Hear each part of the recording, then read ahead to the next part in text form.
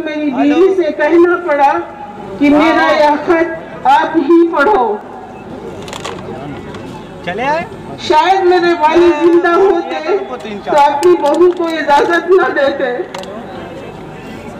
आपने कम से कम 35 साल से हमें अपनी बेपनाह मोहब्बत और अपनी दुआ दिया और मुझको लगातार इंडिपेंडेंट एमएलए बनाते रहे। हमारी गलतियों को दरगुजर करते रहे। हालांकि मुझे मालूम है मेरा नाम लेकर मेरे नाम पर बहुत लोगों को तकलीफें दी गई। खासकर मेरे अपने लोगों ने ऐसा किया। मेरे रिश्तेदारों ने और खानदान के लोगों ने आपके साथ गलत भी किया और मेरे साथ भी गद्दारी की। यकीन मानिए मुझे खबर नहीं होती थी, फिर भी मैं अपनी गलती की माजरत अल्लाह से भी मांगता हूँ और आपसे भी मांगता हूँ।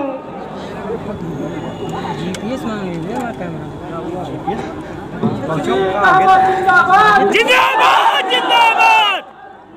हमसे सियासी गलती भी हुई है।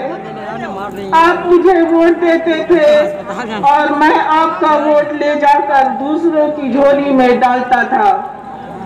उनकी ताकत बढ़ती थी और वह मुख्यमंत्री बनते थे और मैं झूठा सीना तान कर घूमता था या जेल काटता था। हम सबको चाहिए था कि अपना एक कायद रहनुमा चुनते। इस गलती का खामियाजा पूरे हिंदुस्तान का मुसलमान भुगत रहा है। आजादी के 70 साल बाद भी कोई अपना सियासी रहनुमा न होने की वजह से हालात ये है कि या तो मुसलमान आज टायर का पंचर जोड़ रहा है, डेंटर या पेंटर है या रिक्शा चला रहा है। जिसके पास थोड़ी जमीनें थी उनके बच्चे होते गए, जमीनें बढ़ती गई, जमीनें छोटी हो गई यार अंदर हो जाएगा और नौबत मरने की है। हमको लेमन जूस और मुसलमानों को दे दिए जाते हैं और ऐसे लोगों को जो हक और हिस्से की बात न कर सके।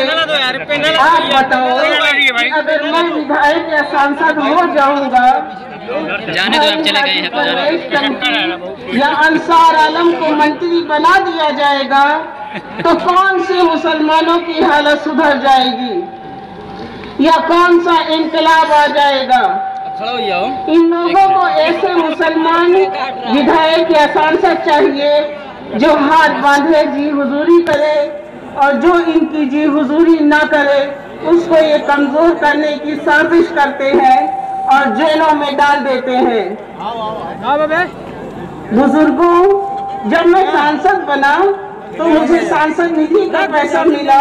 मैंने सारा पैसा फूलपुर की सांसदीय क्षेत्र में कब्रिस्तानों की बाउंड्री बनवाने में लगाया।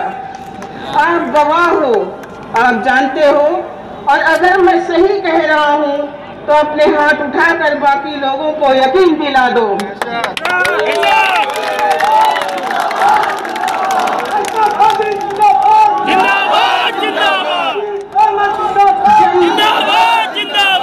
जब मैं संसदीय क्षेत्र का सारा पैसा कब्रिस्तानों को लिख रहा था तो मुझको हाई कमान से रोका गया और कहा गया कि यादव के स्कूलों को भी पैसा दो।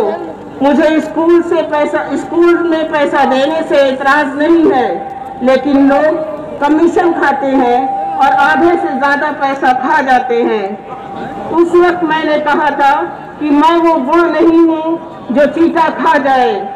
आप क्या समझते हो मुझे जेल किसने भेजा? उस वक्त के मुख्यमंत्री अखिलेश यादव जी ने भेजा। सही है, भेजा बेशक। इनको डर था अतीक कानपुर से निर्दलीय चुनाव लड़ लेंगे और मैं कानपुर में कहते भी आया था कि टिकट काटा तो अपना टिकट बना लूंगा।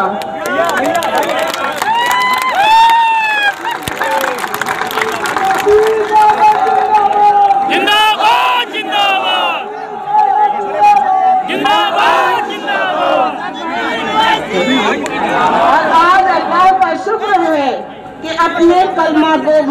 टिकट बन गया और इंशाअल्लाह ये टिकट आने वाले वक्त में चलेगा ही नहीं बल्कि दौड़ेगा।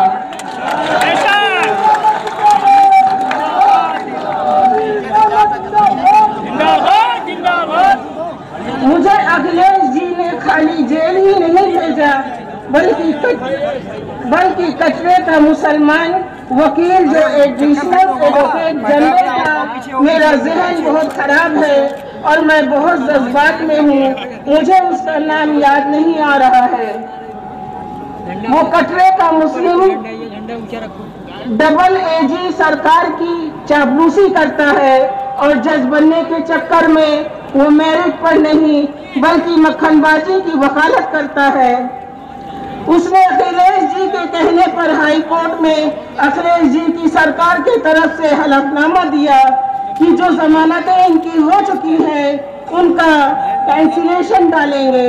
और यही नहीं, मायावती जी और भाजपा के टाइम से जो गैंगस्टर की सेक्शन 14 में जो मेरी प्रॉपर्टी जब्त हुई थी, अखिलेश जी 5 साल मुख्यमंत्री रहे, मैं इनके पास दौड़ता रहा और वे डीएम से कहते थे कि एक एक फाइल करना, सब मत कर देना। यही वजह है मेरी ज्यादातर प्रॉपर्टी, यहाँ तक कि मेरे पेंशन का पैसा सब बंद रहा और अखिलेश जी मुख्यमंत्री बने रहे और रही सही कसर भारतीय जनता पार्टी ने पूरा किया।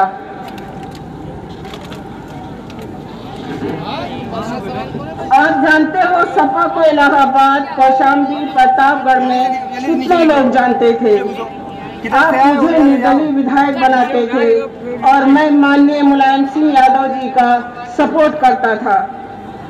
जब कभी उन्होंने लखनऊ में रैली किया, मैं निर्दलीय होते हुए भी बसें देता था, आदमी ले जाता था। मुलायम सिंह जी ने हल्ला बोल का आह्वान किया, हजारों बाइक से हम लोग लखनऊ पर चढ़ गए और जब उन्होंने रैली किया तो हम लोग सैकड़ों घोड़े लेकर लखनऊ पहुंच गए और धीरे धीरे मैंने सपा को पूरे मंडल में मजबूत कर दिया। आज वही हमारे भाई कह रहे हैं कि टिकट नहीं मिला, कहीं हमको बी टीम कह रहे हैं, जबकि आप जानते हो जनता हमको निर्दलीय जिता देती है और जो दूसरे बी टीम की भाषा बुलवा रहे हैं वही भाषा आप बोलते हो। दूसरे के बाप को बाप कहते हो, दूसरों का नारा लगाते हो, अपने भाई का झंडा उठाने में, अपने भाई का जिंदाबाद करने में आपको शर्म आती है।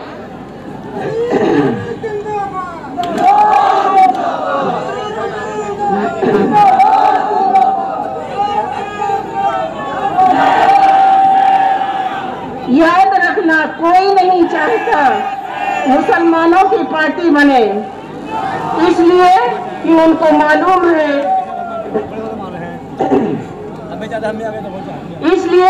मालूम है कि मुसलमान 22% है। 30 करोड़ से ज्यादा मुसलमान हिंदुस्तान में है जो वोट का समुंदर है और अगर ये इकट्ठा हो गया तो अपनी शर्त पर दिल्ली की सरकार बनवाएगा। हिंदू भाइयों के इस मुल्क को हमारे बाप दादा ने चुना है, हम बाय चॉइस यहाँ है।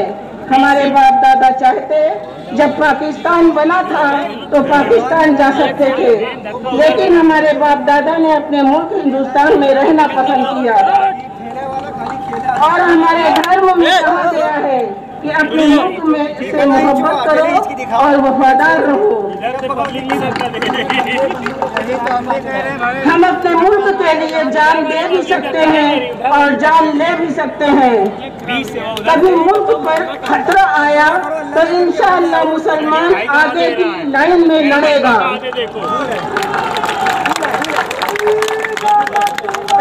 और अगर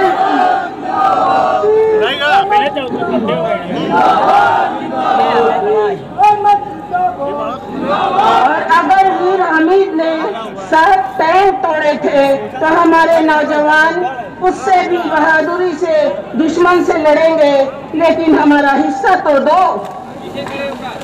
टेको ना बाबू जरा सा। नहीं टेक। अरे वो हम बहुत लोग हमसे कह चुके नहीं टेक रहे हैं, ऐसे खड़े हो जाते हैं फिर ये अंदर आ जाते हैं। समझ रहे भाई? अरे यार एक बार अब ऐसी साहब पास फोटो खिंचाओ तब तो मजा भी आवा, इनमें आवा तो कहाँ पहुँचा दे। अरे हम वहाँ नहीं पहुँच पाए, हमको कैसे पहुँचा दी भाई? अरे तुम तो पहुँचा नौकरी में और शिक्षा में हिस्सा दो। अरे हटो नीचे घुसो, नीचे घुस जाओ, नीचे घुस जाओ, यही बैठ धीरे धीरे खत्म जाओ। हिस्सा लेने की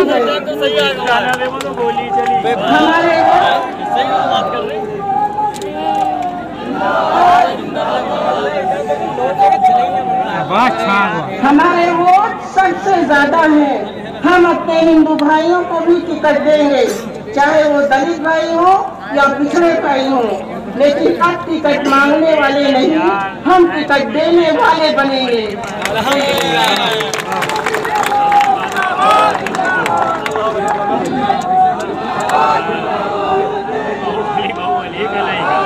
याद रखना नौजवानों, पार्टी चलाने में 3 स्टेज आते हैं।